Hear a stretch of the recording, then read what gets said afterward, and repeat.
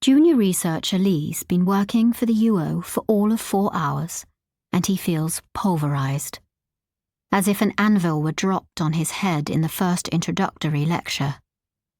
It's lunchtime, and he's found a corner so far back in the cafeteria that nobody bothers him, where he can chew and swallow mundane food, drink strong coffee, and digest the hard lessons of the morning. On his organization-provided phone, he pages fretfully through the unknown database. There are, in theory, 10,000 possible unknowns. In practice, only a few hundred of the available slots are filled, arbitrarily chosen numbers with wide gaps between most of them, and his initial clearance level allows him to read only a few dozen of those. He knows the numbering system has been juggled at least once in the past, to obfuscate the true count. And he knows that he isn't seeing everything.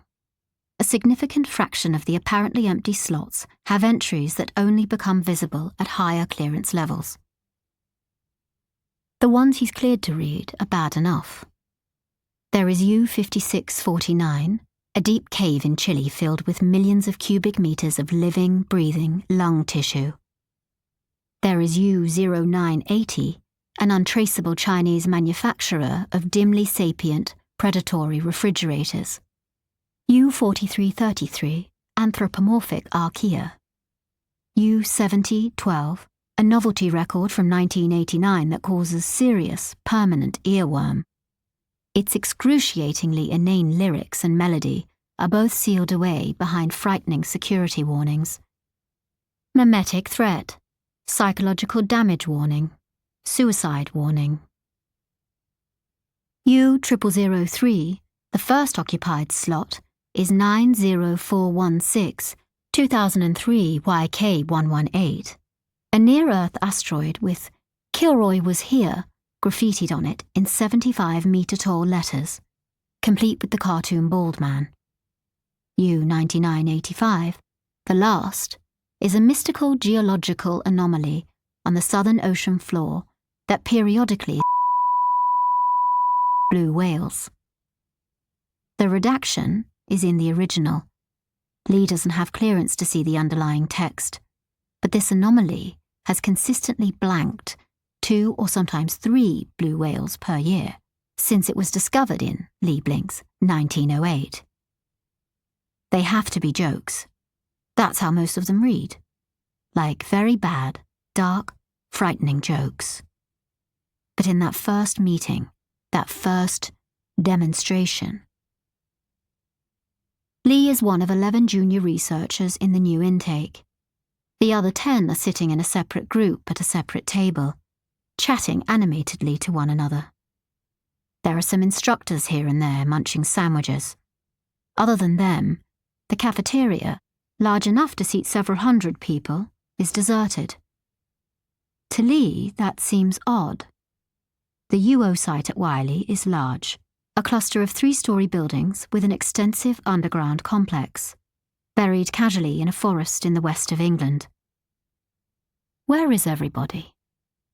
A man in a grey suit walks into the cafeteria, makes eye contact with Lee, and strides over. The man's suit is sharp enough to cut. He wears a tie pin and a platinum wristwatch as big as a brick. He looks badly misplaced. UO Wiley is a working site. There's training, education, research, development, and analysis going on here, and even the containment of a handful of Category 1 unknowns.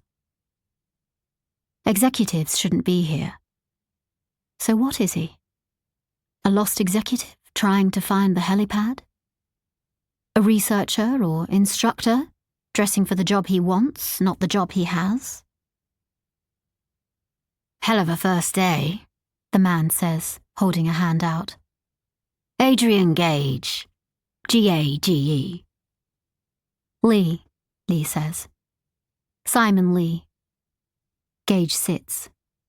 "Good to meet you. What accent is that, if you don't mind me asking?" Lee blinks. "New York," he says. "I'm from New York.